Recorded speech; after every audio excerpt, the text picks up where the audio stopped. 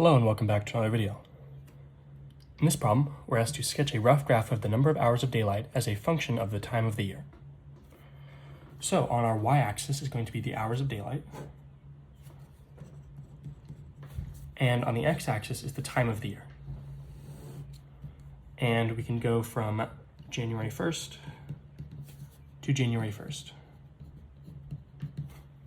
Now this is going to be a rough graph, and we have to pick a hemisphere, let's say the northern hemisphere, since that's probably where most of the people are watching this from.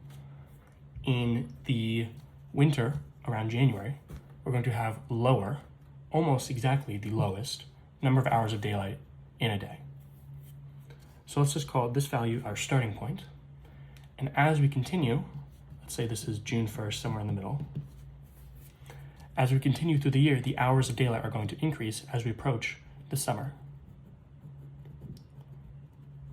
Say this point is roughly the maximum at some point in June. And then it starts to go down again. And since we're ending back at January 1st, we're ending back at the same point. And the lowest value is just before January 1st, and we finish it off.